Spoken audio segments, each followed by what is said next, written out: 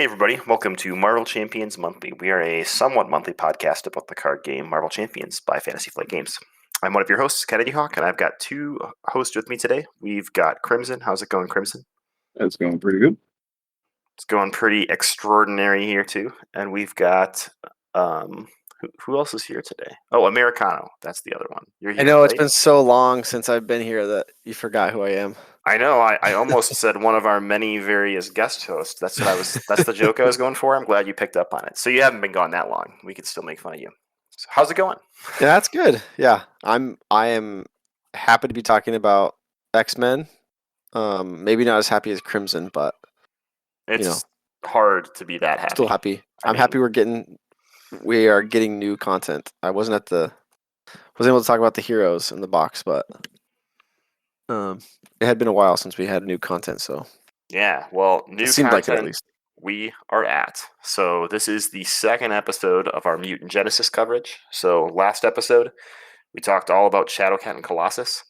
And during this episode, we're going to talk about the first three villains of the box. So if you haven't picked the box up yet and you don't want to be spoiled on encounter cards, now is your chance to tune out and then tune back in later.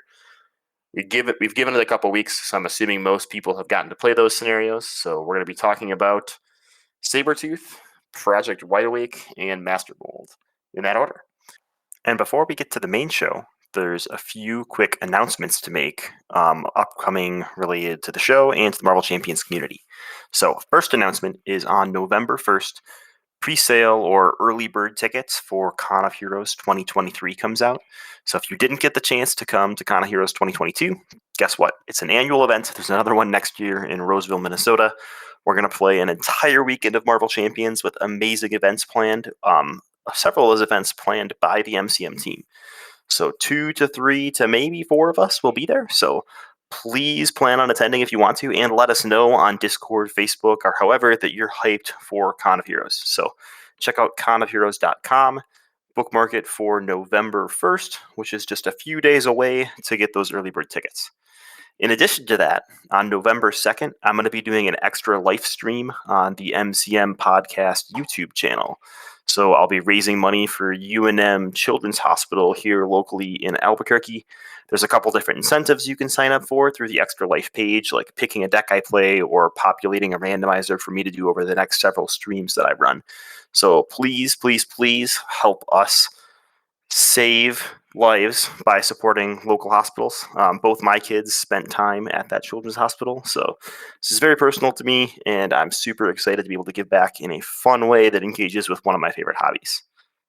We want to move the MCM challenge up to closer to the front of the show. So today's topic is going to be those first three villains of the Mutant Genesis box, but I'm going to put the challenge up here before we even get to that discussion. So the challenge for this episode, MCM challenge number 19, is going to be play against Sabretooth, expert or standard, your choice. You're going to play against Sabretooth with the Weapon Master and Under Attack modular sets. So the reason we chose those two is Weapon Master is going to give Sabretooth additional extra activations, so he's going to get lots of healing from his boost ability or from his after activation ability. And then we chose Under Attack because it's going to put passively more damage onto Senator Kelly. I believe when Senator Kelly is set aside out of play, he's not considered a friendly character, so I don't think Under Attack will hit him until you go into Phase 2 against Sabretooth, so you'll have to decide how you want to play that. But either way, track how much damage Senator Kelly takes so we can know how close you were to defeat if you win, or if he took the full 9 points of damage. All right, and on to the show. Sweet. So Crimson's going to give us an overview of Sabretooth, and then we'll all get at it. Okay, so Sabretooth is your first villain, which is generally your more easier villains in the box. I would definitely say that he is an interesting first villain. Pretty much what he's going to do is he's going to start with the side scheme Find the Senator in play, which is going to put Robert Kell off to the side. And then his main thing that's going to happen at the beginning is after you resolve the villain step, you're going to do 2 damage to Robert Kell, or 3 if there's 6 threat per person here or more. Then once you break the find the senator side scheme, somebody will gain control of Robert Kelly, and this will advance the scheme forward, which will stop that persistent damage from the first one. But then what is going to happen is, I believe, so Robert Kelly will come into play for you. He's got 9 health, but dash on attack and forward. So he does nothing for you. And then any undefended attack at you, the damage has to be assigned to him. So pretty much he's going to soak up a lot of damage. I've found that it's a lot easier just to get him out, find the senator as quickly as possible to stop the consistent 2 damage to him, and then just use my hero to defend. My hero is just pretty much now tapped for the entire scenario, which sucks. But this keeps him from taking too much damage. Sabretooth, on the other hand, is rather a little bit of annoying with his activation. So every time he activates against you, doesn't matter if it's scheming or attacking, he's going to discard the top card of the encounter deck and then heal damage equal to the number of boost icons. Which means generally I play a lot of chip damage decks. And I had a rather difficult time with him. You really have to burst him versus consistent, 1, 2, 3 damage here and there. You really need to get a ton of damage on him at least every couple turns. Otherwise, he's just going to stay at full health. And it is a little rough. But the one nice thing is there is a couple side schemes that are actually helpful to get into play. Medical emergency, which when you finish the side scheme, it is going to heal Robert Kelly for a couple damage. Great side scheme to grab when you play a lot of search of the encounter deck for a side scheme, draw 3 cards. Great one to find. And he's got a couple upgrades that honestly, for the most part, I just ignored. And then he comes with, if you're playing off of the card, he's going to come with a Mystique and the Brotherhood modulars. And I had the most trouble with Mystique. If Mystique got out, she is a 9 hit point character with toughness, and you can no longer attack the villain. You have to attack her. She definitely took some time off, and every time she got out, Sabretooth would pretty much heal all the way back up to full. The Brotherhood comes with 4 minions. They're not as bad as, say, like, Masters or the other newish one that we got, where but a couple of them are kind of beefy, like Blob and Avalanche are both kind of beefy, but Pyro and Toad are decently small. Not a bad little encounter set. All in all, my biggest piece of advice is burst them, don't try to chip them. Totally.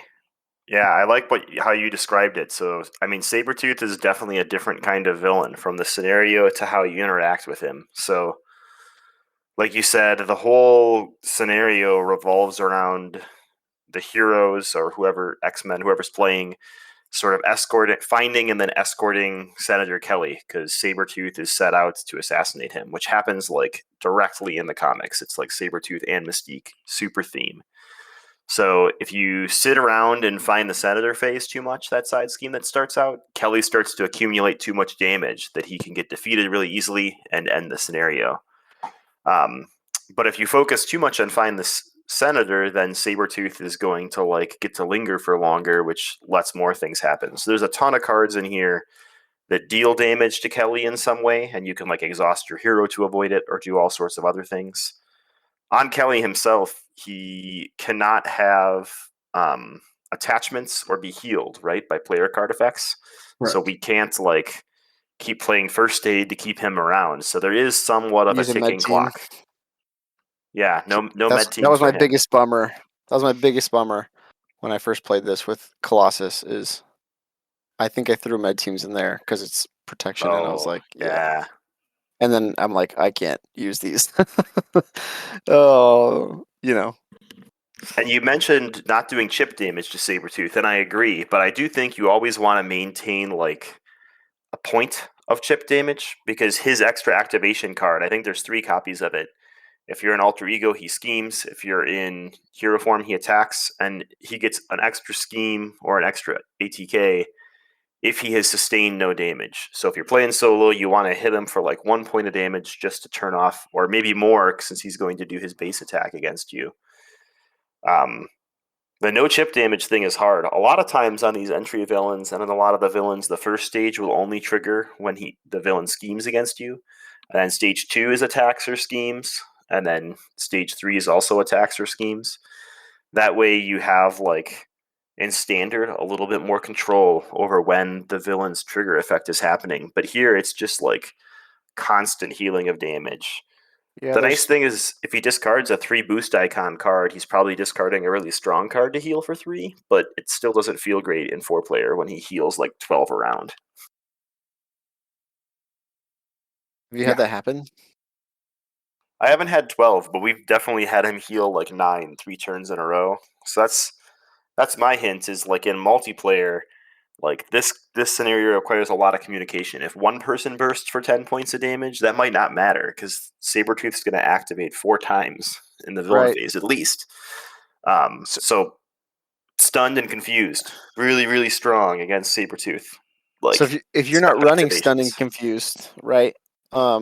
Is this a scenario where you're more than likely, because you're communicating, gonna hold on to that big attack card for the turn if you went after, for example, somebody that couldn't do it, and so that you can do it all at the same time on the next round?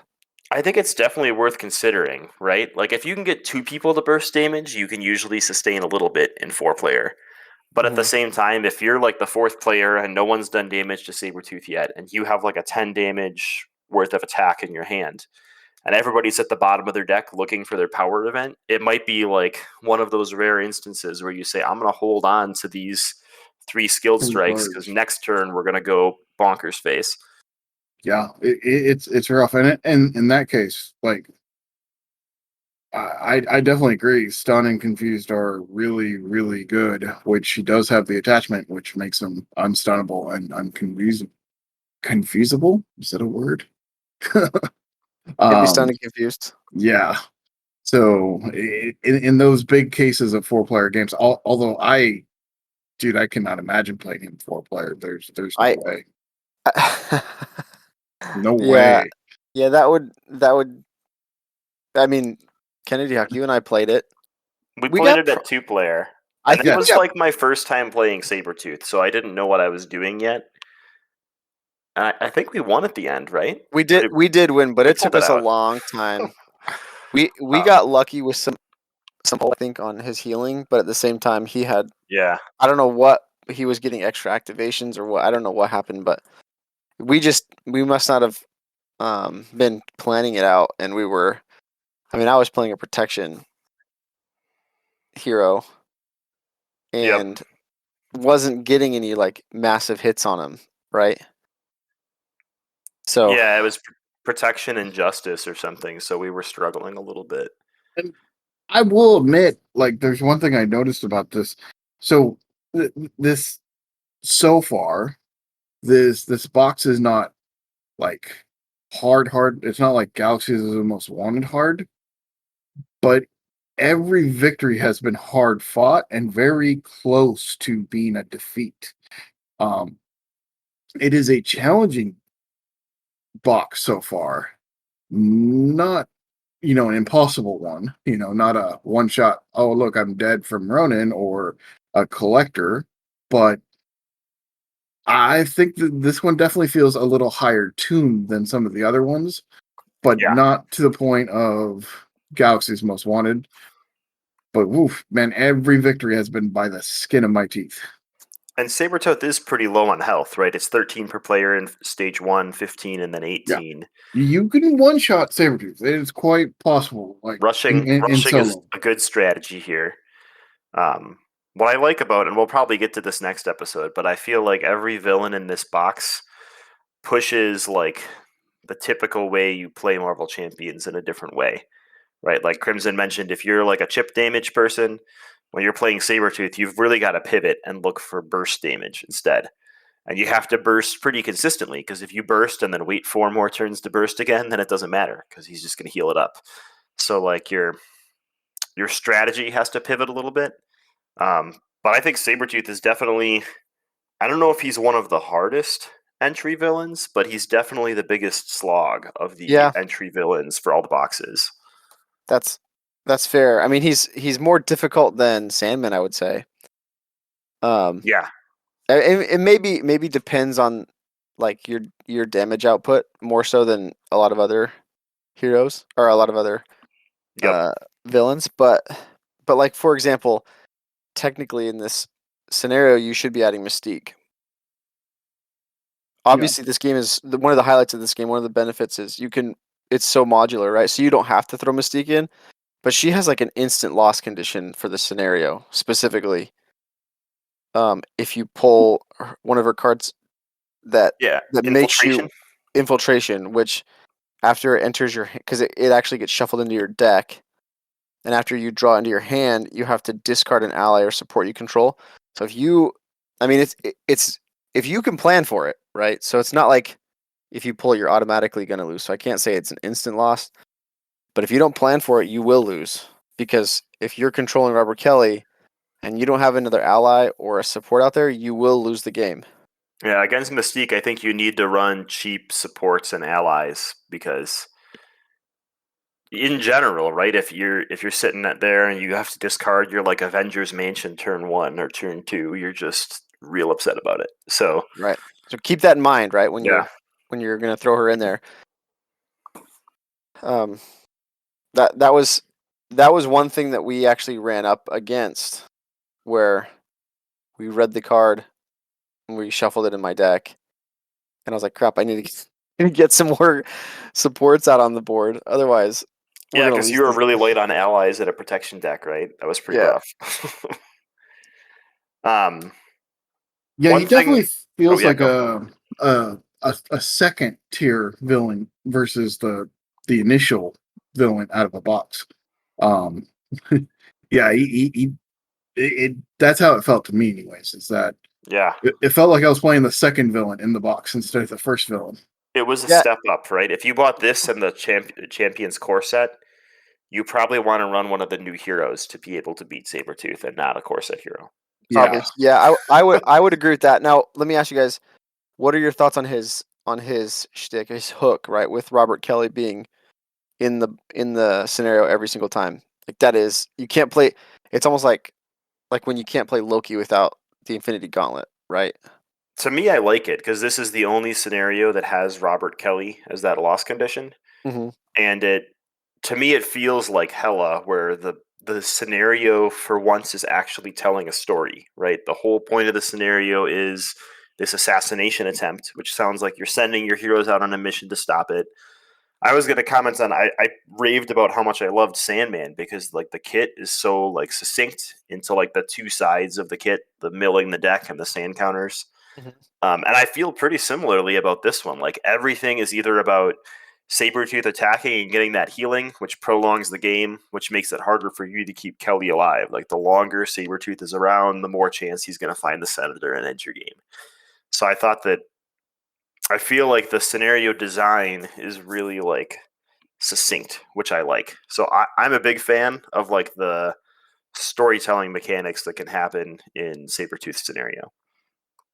Yeah. Now that you say that, I mean, it still allows you to highlight the modularity of the game, right? Because his set, Sabretooth set has that Senator Kelly theme or loss condition, right? But you can throw in other modular sets. But you still get that core, like the core mechanic isn't lost at all. Yeah, you could definitely make this harder, and maybe we'll get to that in their MCM challenge. But even like under attack from the core set, right? There's a bunch of treacheries that when you flip them, deal damage to you and all your allies. So that like accelerates how quickly you have to be able to defeat Sabretooth if Kelly's out. Or something like Weapon Master that gives extra attacks. Are you Crimson? Yeah, no, I enjoyed it. I just was shocked by how easily I almost lost to it. I was not expecting that out of the first villain.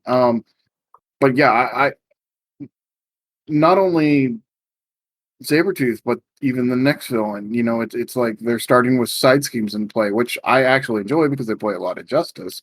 It gives me something on the board that has threat that I can get rid of right away. Yeah. And that's been very helpful for my Justice decks.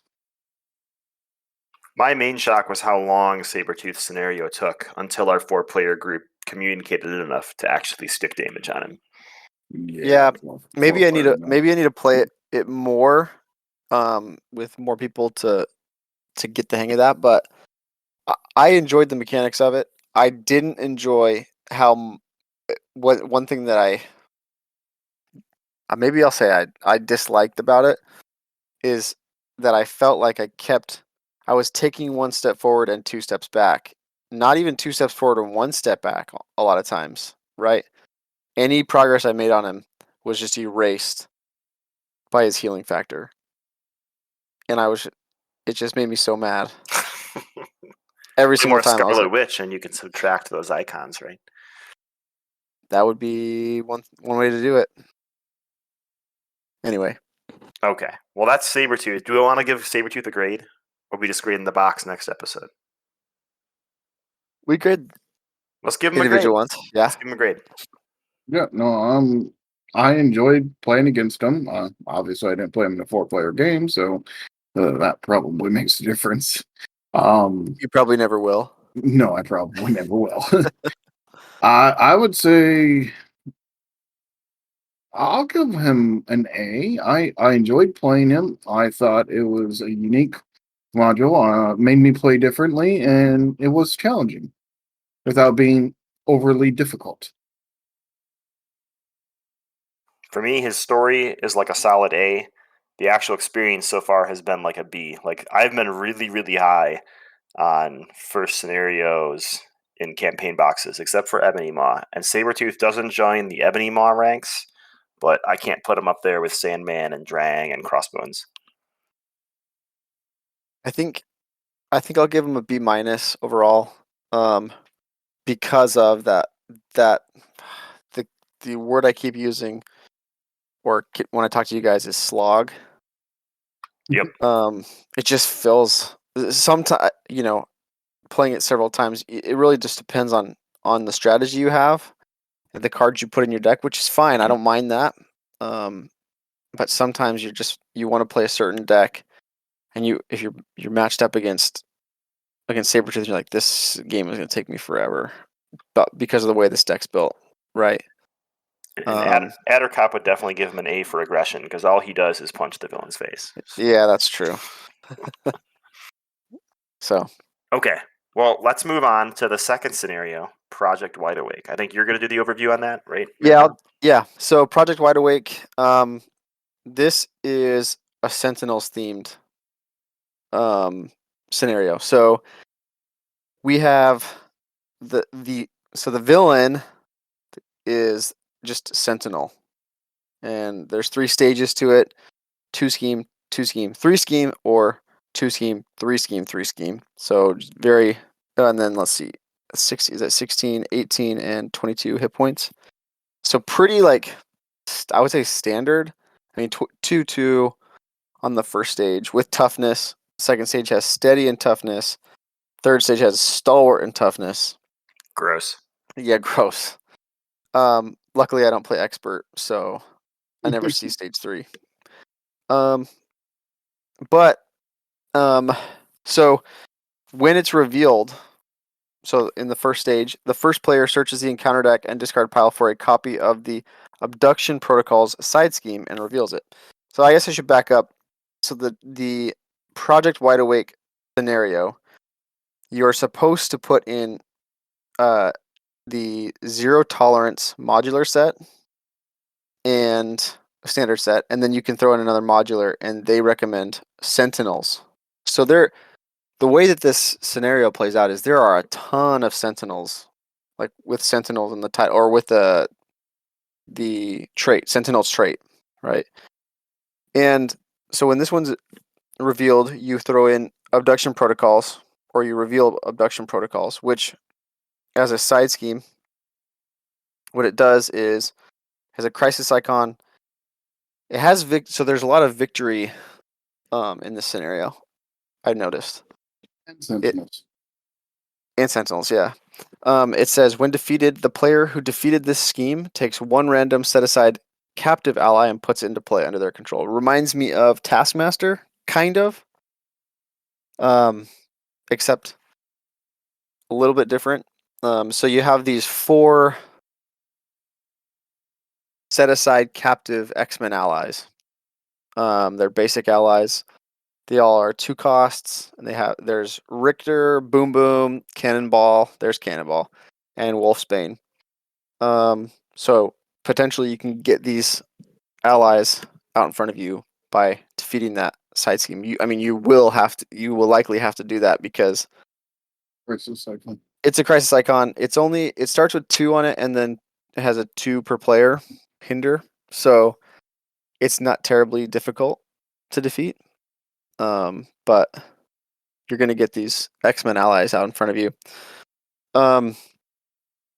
And you're on the side 1B of the main scheme. In the setup, you also start with Operation Zero Tolerance, the side scheme, and Mutants at the Mall side schemes in play. That's what you were talking about, Crimson, where it's not like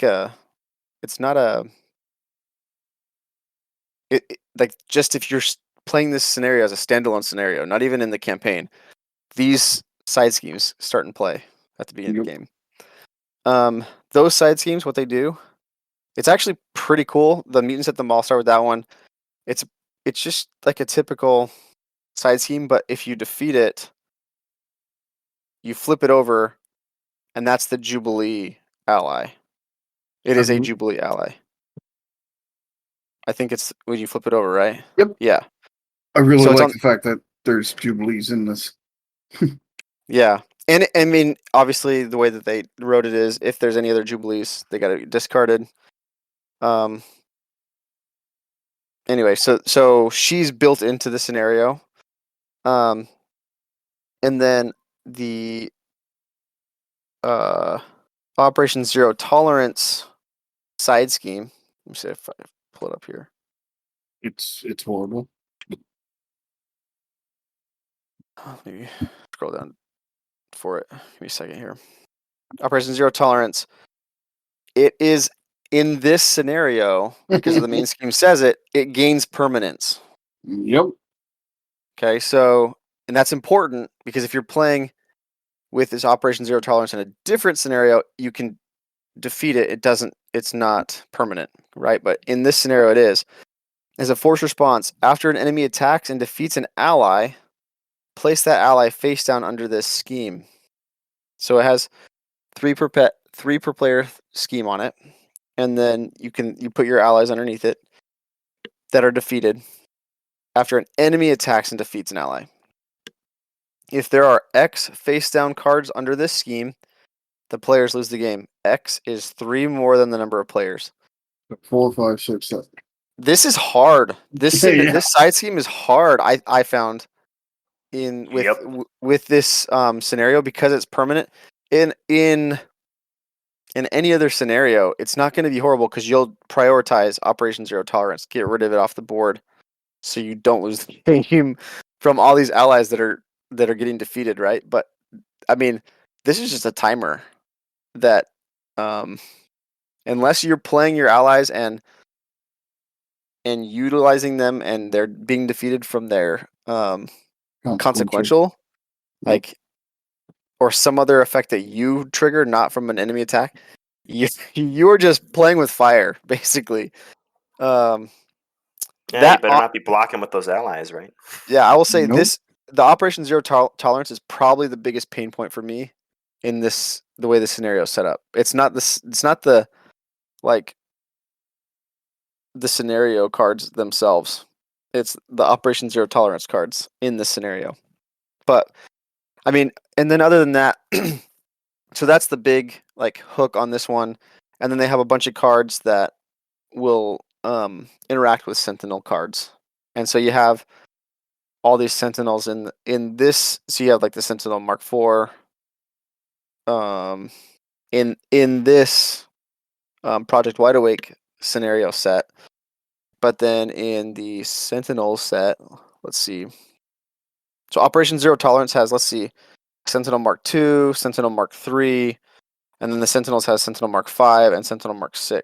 So you just have a ton of Sentinels in this scenario, and they all do things, they're different things, right? Which is cool. I like that. That's actually one of the things I really like about it. Project Wide Awake, I'm like, or not Project, the Operation Zero Tolerance. I'm like, oh my gosh, this is so freaking hard. If you're not playing, you have to change the way you play the game, basically, which isn't a bad thing. I'm not saying it's a bad thing. I'm not complaining. Just something that when I played it, I was like, man, this is harder than I anticipated. Yeah, and those But- Sentinel Mark fives and six. Now, each of the Sentinels has hit points equal to their mark number. So the Mark twos only have 2 hit points. Not bad. The Mark threes, 3 hit points. Not too bad. But those Mark sixes with 6 hit points, jeez. Look Yeah. at you being observant. I didn't even put that together. Wow. Yep. So yeah, I mean, they're not like crazy things that we haven't seen before. Like the ones in Project Wide Awake, Sentinel Mark IVs, they have 2 scheme, 2 attack, 4 hit points, guard and patrol. Right. Yeah. Like Easy to like deal with. not a problem. Yep. But you get these where am I? I'm thinking of The Mark sixes with quick strike and the Mark fives with the when revealed triggers. Ooh. Yeah, when revealed, go find an attachment. right. Yes. Because you're probably gonna have minions out there, which is we know is great for some heroes, right? Definitely a minion heavy scenario. I didn't find Operation Zero Tolerance as off-putting, but this is definitely a scenario that like I lost the first 2 times I played it, and then I realized I had to change my tune and like Right. actually be willing to defend with my hero, which strongly grosses me out. Well, unless you're playing with green cards, right? Unless you're playing with green cards, and why would you ever do that? I don't even buy into those. Oh, But I do like that they have this Operation Zero Tolerance that does something different in a modular set than it does in this scenario because of the adding of that permanent keyword. What I didn't like is that, like you said, that limit is really low, right? In Yeah. one player, it's 4 allies dying and you're gone. mhm. And there's other ways that it can happen too, right? Yes, So if the main yes. scheme reaches 5, it's not that hard for a villain that has 2 to 3 scheme to hit 5. It's like 1 scheme activation. So it's very easy for the trigger on the main scheme to go off, which is after threat is placed here. If there's 5 per player, the first player places the top card of their deck face down under Operation Zero Tolerance. So yeah, you don't have to thwart the main scheme because it'll clear itself. But in solo, that can be really oppressive because it only takes like one villain, like one bad advance, or any advance really, right? If they get a 3 boost, and all of a sudden you just like taken one of your 4 cards away. What I do feel about this is I feel like it's a lot like the Collector from Galaxy's Most Wanted, but it's closer to what people wanted out of the Collector. Right? I think that's probably an accurate statement. Yeah. Right? The Collector took minions and it took like attachments Took and all everything. sorts of things. But Everything. this is What just when they left play, allies, right? And it's only when they're defeated by an enemy attack. Yeah, so you can not play allies, and that solves one of your problems. Or you could just never use them to defend and bring healing cards to like sustain yourself, and then use allies for their stats. Because even Or though allies are great for chumping, if an ally has 2 attack and can deal 6 damage for 3 cost, that's still okay for you as long as you're healing and defending with your hero to like keep the allies from entering discard. sure, well, but also other sources of damage too. But it specifically has to be an enemy attack that defeats your ally. Exactly. So yeah, just don't defend with them and you're good, right? Yep, yep. And that's like I said, it makes you stretch your mind muscles, your deck building maybe a little bit. You might change it up, change the way you play a little bit.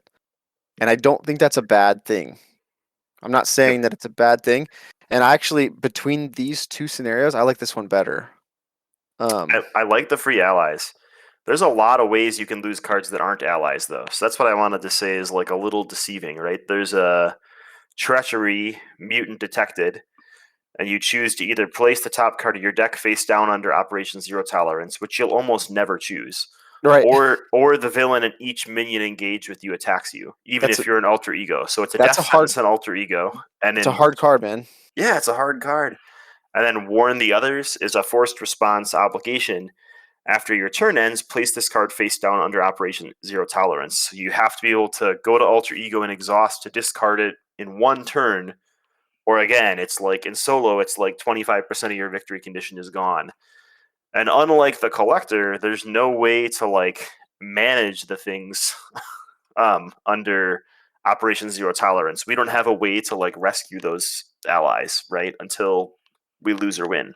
Correct. So Um, I think you have to know. I mean, you'll play it and you'll be like, "Dang it, these designers screwed me," because I wasn't expecting like that. The warn the others specifically, it's a forced response. You have to put it under there, right? You don't have a choice.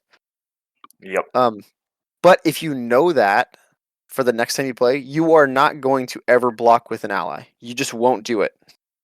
You won't allow the villain or a minion to defeat an ally because you can't afford it. I mean, depending on how fast you defeat the villain, right? You just don't want to risk putting yourself that much closer to the edge. Yep, totally.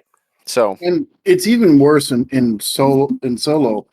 That advanced one that you were talking about, it's actually not even a 3 boost, a 2 boost gets you 5 because you got the 1 from the beginning of the turn, the 2 from the sentinel, and then if you flip over a 2 or higher, you put a card underneath Zero Tolerance. Same thing with warn the others. Hey, If confuses strong folks. It's still strong. yeah, if you hit a warn the others and you flip down to alter ego, that's 2 from the sentinel plus any boost card he gets. And then, so like literally, if he flips over a 2 or a 3 boost card, you're done. And I mean, like warn the others will literally get you a card usually under. I'm really glad you said that because that was one of the things I meant to mention about that card. Is in solo, if you get warn the others, Yeah, you're better off staying in hero form and just taking that as your card that goes under the villain phase, under the villain's thing, and because it losing a card removes out it of the from the deck. encounter deck and it's a 2 boost icon.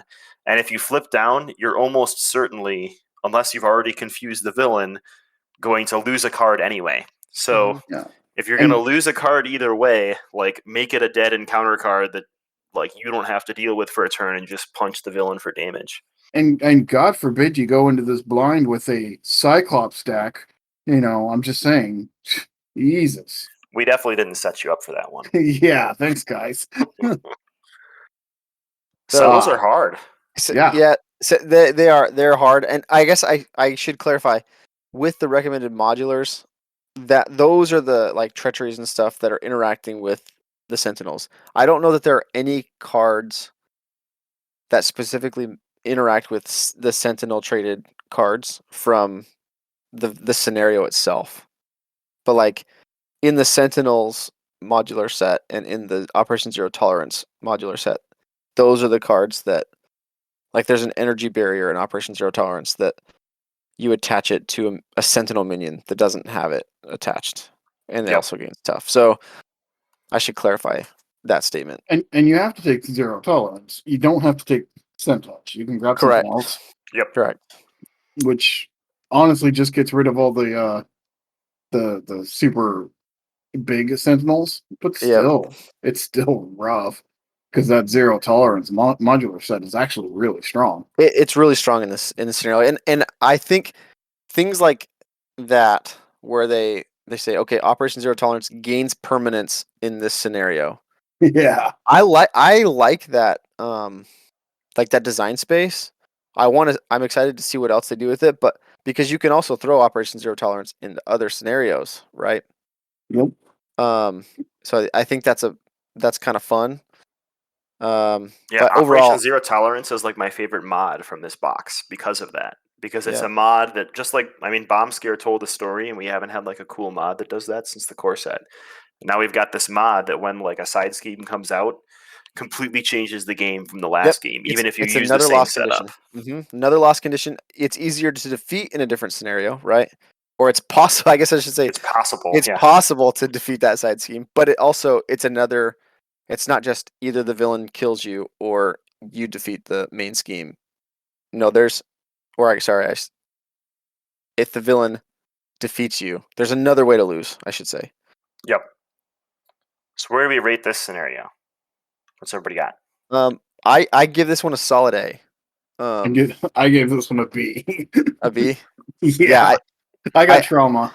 I mean, I'm not saying it's. I found it harder at first than Sabretooth. And I think it kind of depends too. Like you're probably, well, you could still do very well, I guess, with the leadership deck. You just got to again. You have to play Just differently. don't block. Yeah, just don't block. In multiplayer, I had this one as like a solid S. But in solo, I have this one as a B with Crimson because the loss condition could just be a little bit too oppressive. Yeah, 4's a little low. Like 5, preferably 6, would have been much more comfortable. Yeah, I wish they had like just put a table on that card instead of a math equation, and it was if there are 5 for solo, 7 for 2-player, or whatever. Like, is the right formula? They don't have to. Yeah, they don't have to use a formula. They can change it on the table. They don't have to follow an X plus. And don't get me wrong, the math isn't hard, but nothing ruins a game. Nothing ruins a game night like someone who's running the game having done math wrong, and then your table realizing, oh, we lost 4 turns ago, but you're really bad at math. Because that happened to one of my groups, and it was not enjoyable. That's a fair. I think that's a fair criticism. Actually, it's not necessarily that it's written awkwardly on there. It's just written on there. Instead of just give us the number for the number of players. But anyway, I still like it. I really like it in multiplayer. But you've gotta prepare your group real quick early on when people start putting things under OZT to be like, you need to stop. Yeah. Don't do that. All right, the last scenario for today is Master Mold. So we went from Sentinels to more Sentinels. So Master Mold is Stalwart, so all that stunned and confused stuff being good, not so much anymore. In stage 1, he's a 1-2, and then he becomes a 2-scheme 3 attack, so he gets plus to both stats, and then plus to both stats again, 3-4. 3-4 is a real big number. With Stalwart and Toughness on each phase with the Forced Interrupt, and I think it's the same for each phase. When Master Mold schemes against you, discard cards from the encounter deck until a Sentinel minion is discarded. Put that minion into play engaged with you. Do not give Master Mold a boost card for this activation. So that's a really interesting trigger, because if you flip down to Alter Ego, you're not going to get a boost card, so you know exactly what Master Mold's going to scheme for. But you're sort of going to get a boost card because a Sentinel's going to come out. And you'll find out when we talk about all the Sentinels in the scenario, that could act like a 3 boost icon boost card or a 1 icon boost card. But it's worse than a boost card. Yeah, it depends on what their scheme is. And then the minion sits out there as like an annoyance for you. it- So I- it's really before snowbally. before you go any further, I will say if he had received a boost card, that activation still, this would be a horribly oppressive. Like you would never ever flip down ever. Yeah. So you're Ever. using You would never do it. you're using the Because you- same two modulars as the last set. So you've got 2 minions in his setup that have a 3 scheme. And then I believe from Operation Zero Tolerance and Sentinels, you have 2 1 scheme minions, a 2 scheme minion, 2 more 1 scheme minions, and 2 more 2 scheme minions. So you've got like 9. No, wait, what is that?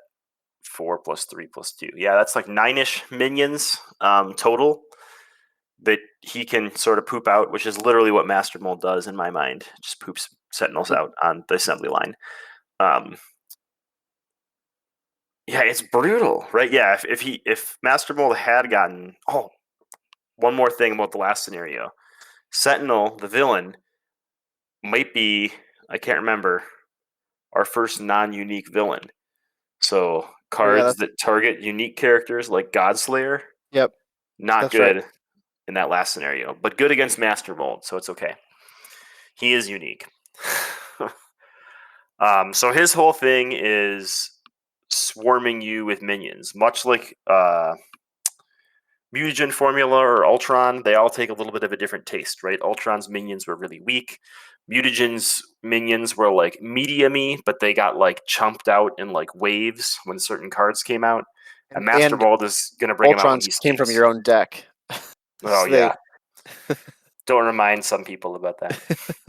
And you're Sorry, still Cap. getting 10 Sentinels. The difference is you're not getting Sentinel Mark 4s, you're getting Sentinels Mark 8s. Yeah, with 8 health.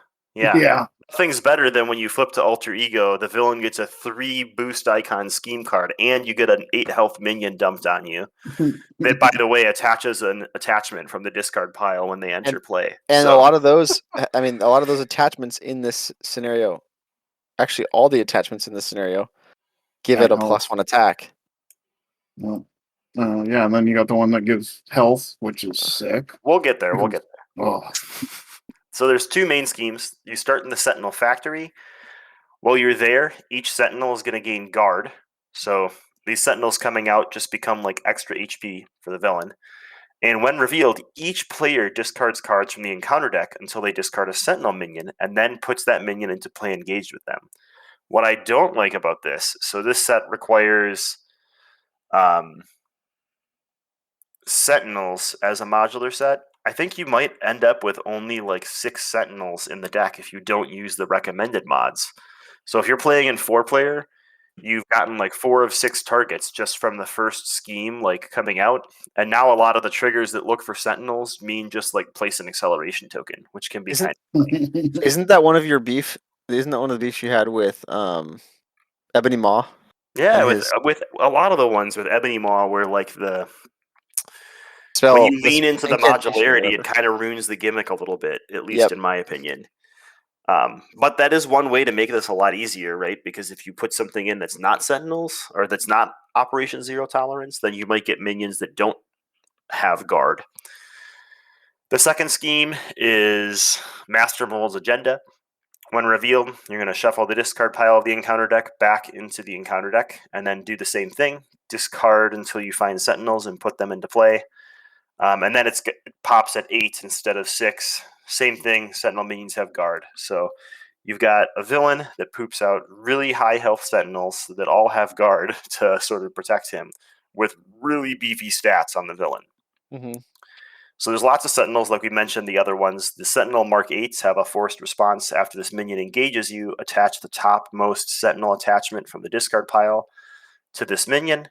They have 3 scheme, 3 attack, and 8 hit points. And then there's a bunch of attachments. So there's ones that they attach to a Sentinel minion, they give it +2 hit points, retaliate 1, and 1 scheme and 1 attack. That sounds brutal. There's another one that gives the minions the ability that when they attack and damage a character to stun that character and give it bonus attack. So you end up with these like, it's like a combination of like Zola and Mutagen formula with these like really, really strong minions. You do get, thankfully, a Magneto ally that starts in play on your team, and he totally compensates all this insanity. No, no. So what I wanted to say, it's actually pretty cool that this Magneto ally is a campaign card, Mhm. but he stored it in with this scenario because he is part of the scenario. You just, I That's guess how what I I'm saying store is, him too. you It's a little store him in the interesting, isn't it? scenario, store the campaign card in the scenario as part of the scenario, and if you're going to play the campaign, then pull it from the. Anyway, Yeah, and we'll talk more about the campaign next week, but maybe that means that he shows up elsewhere in the campaign, maybe. right? Maybe. Oh, Maybe. Spoilers.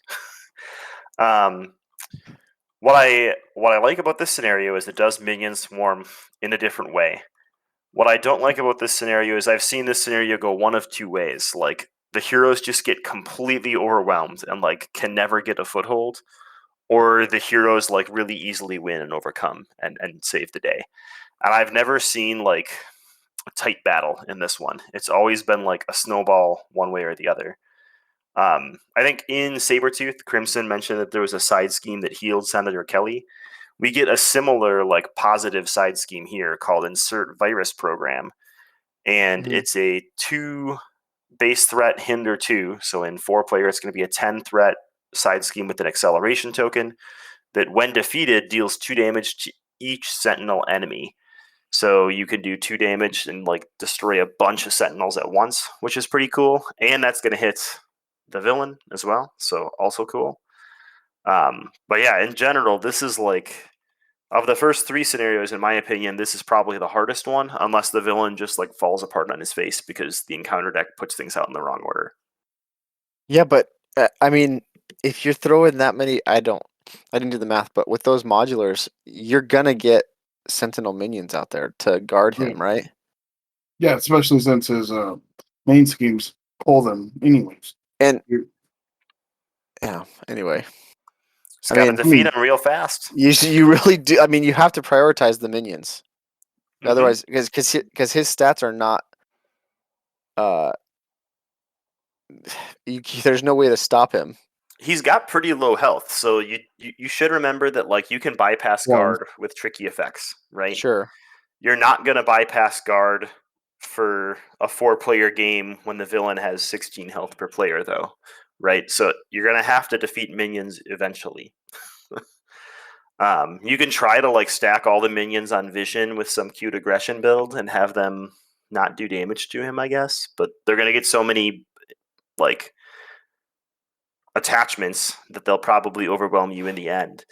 But I have found, at least in solo, like pushing him to the next stage or finishing him off with non-attack damage or overkill damage is really, really strong in this scenario, right? If your team knows like one player has a lot of overkill, um, whether you're going to use like Moment of Triumph or some of those other aggression tricks to like get extra advantage out of your overkill, I think that that's like a definite way to like try to handle this scenario, right? Have like an overkill player and have everybody else weaken minions so the overkill player can push like the damage onto the villain. That's actually a really fun. That'd be Um, a fun way to play it. right? Have uh, everybody else juggle the minions, get him really low, and then set Thor up for like a bunch of hammer throws. It could be hilarious. I haven't tried it yet, but it sounds fun.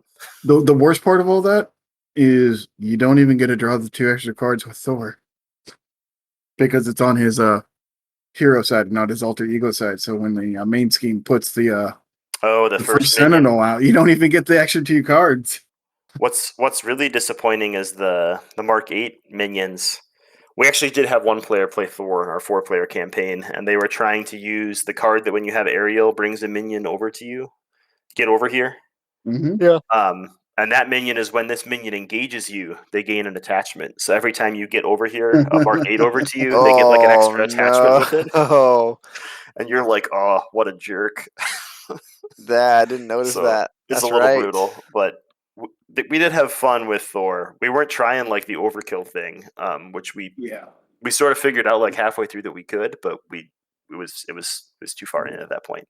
That sounds like a rocket or a war machine roll. Rocket Wasp can be really interesting, right? Every time Wasp in, what is it, tiny form defeats a minion, she deals the damage to the villain. So like inherently doing this thing the scenario requires you to do, managing minions also lets you like progress your damage a little bit, so that can be a cool combo I prefer the big guns. Yeah, so, for the so big guns. obviously some heroes are going to have a lot of problems with Master Mold, right? Yes. Heroes that have problems with Minion Swarm, I'm thinking of like Spider-Man, Peter Parker, where it's like there's not a lot of damage they can spread out or anything like that. No overkill. You're probably if you're going in solo, you're probably gonna have a hard time defeating this scenario, right? I'm thinking Shadowcat. Ugh. I don't think Shadowcat minds this scenario too much. Oh, I with her clunkiness, it sucked. That's just Shadowcat, though. Oh wait, I wasn't here for that episode. I can't talk about that. You I know can, you missed it, man. but you can be wrong. It's okay. Well, I think in solo, this is definitely the hardest scenario of the three. We talked about the last one being pretty hard for solo, and this one is just as hard. I mean, there's 2 stages to the main scheme, but if you're playing solo and you want to flip at all, again, unless you're playing standard, you're pretty close to popping a scheme because even on expert, right, on Master Mold 2, the villain has 2 scheme that they're going to get to place. They're going to go fish out a minion that could have 3 to 4 scheme on it. I guess 1 to 4 scheme on it is the technical number. But that means like you could be getting 6 threat place just from a flip down, which pops the first scheme. Well, and with the auto threat, it almost pops the second scheme, right? and there's cards like Master Mold's Children that if you are in Alter Ego, each minion engage with you schemes, and if you're not engaged, the minion Master Mold schemes. So, but it doesn't say he doesn't get an. I mean, he will. Yeah, he he'd won't. scheme and then find a minion, right? And then find a minion exactly. So, Well, I mean, if the you worst- let them swarm, you will. You don't flip down to Alter Ego, right? Because of the threat of that card. the worst part is this comes in a box with 2 heroes. Now, just imagine Cyclops and Jean Grey didn't come out at the same time. All you have is Shadowcat and Colossus, which both want to flip down here and there. Actually, Colossus wants to flip as much as possible to get the tough cards back, and it's rough. The good news for Colossus is he's got like a 0 cost +6 attack overkill event. Yeah. So he doesn't struggle too bad. I don't actually flip down with Shadowcat that much. So on my Shadowcat run, I didn't have a lot of trouble with this one. The biggest thing I have trouble with this scenario in general is just Stalwart. Stalwart is annoying, especially in scenarios that are hard, right? It's when you need to lean on that crutch. That's the reason why I don't play Thanos anymore. And no, I mean that is the reason. You can deal with the oppressive treacheries and stuff like that in the scenario if you can get some reprieve every once in a while and confuse them or stun them, right? But with Stalwart, it's like okay, there's nothing I can do to slow this down. It's And it's pretty overwhelming. And I don't and that for me takes a lot of the fun out of it. Not that I'm saying I want to do these cheese decks where I'm stunning the villain every single turn, right? Because whatever. That's some people's style, right? But if I need it every once in a while to like catch up, and I can't. Yep. For me, that takes some of the fun out of it. Yeah. To me, this is probably one of the hardest villains in the box. And again, like every time I've played it or watched people play it, either they're completely prepared and they just stomp it because they're all running like minion tech or whatever, or the scenario just rolls people. And that might just be my way of playing. I'm not sure yet. But it sounds like you all have similar experiences. So let's grade this master mold of scenarios. All right. I'll go first. I give it a C. Because I don't honestly I don't mind the minion swarm scenarios. I don't mind I like minions in scenarios. But if you're not prepped for it, or if you're playing the wrong kind of hero, you will not win. Or if you do, it's going to be like a 3-hour game in a solo game because you're somehow holding on, right? And the fact that he has Stalwart just bugs me so much. I just can't. I can't get myself to go back and like replay those unless someone's like, "Let's play this." Because Hey, you I want to go think play Master Mold? I think I like as oppressive as some of these cards may be, I'm fine with it, right? But the Stalwart just gets me, man. Like I don't like it. I I don't got a like that. Sharpie for you. Yeah. I'm splitting my grades up again. So in multiplayer, if you have like a group that likes challenges, I give this an A. I think it's a really good minion swarm scenario for experienced multiplayer groups. In solo, this scenario gets a D from me. It's too oppressive for solo, and it feels very well tuned for 2 to 4 players and not super well tuned for solo, and that's like a pet peeve of mine. So it gets a D for solo. For thematics, this gets an S. Like this is everything I expect Oh, from Master Mold and more. So I want to sure. mention Yeah. that too because that's like Yeah. super important to me, and Addercop would be proud. I mean, the fact that he's using the Sentinels as his army, right? His guards, his shields. That's awesome. He just keeps pooping them out. Yeah, That's I'll give it a Kennedy, huh? I'll give it a C because the solo play for this is horrendous. Um, yeah, and it doesn't start with a side scheme, so I don't have anything to throw it away on turn one. It starts with 1 threat in the main scheme, right? Come on. Ooh, You're I doing guess I setup can. on your first turn anyway, man. Come on. I guess I can track sense to draw 2 cards, but it would cost me 3 cards. Yay! It's true. It's true. All right. Well, next episode, we're going to wrap up our Mutant Genesis coverage. So there's 2 more scenarios to go over and the campaign. So we'll all have played those a few more times before the next episode. I think if I had to wrap up the box so far, I would say, to me, it's the second most challenging box. But I still really like the first 2 scenarios. And the third scenario, I like with my 4-player expert group, and I dislike with all my casual friends. That's how I'll phrase Master Mold. I like it. We're almost a Wolverine. We're almost a Wolverine. It's so close. And as a Team bonus, Covenant charged my card, so that means he's coming. I'll say, Colossus is so much fun for me. I am having a blast. That's what I didn't get to say last time. Cyclops is my surprise. Wow, this character's really, really strong. Yeah, Cyclops is so good. I will. Yeah. Spoiler alert for when we go over the hero packs after this 3-part episode. I think these 4 heroes, in my opinion, are 4 of like the top 10 heroes in the game. They might not all be like super entertaining with their hooks. I know there's one that the community's kind of down on, but I think they're all super, super strong in their own right. And they all have interesting-ish hooks, which is cool. Yeah, I'm still fine tuning a Phoenix deck. It happens. We'll get to that in the future. Thanks for tuning in, everybody. Have a great week.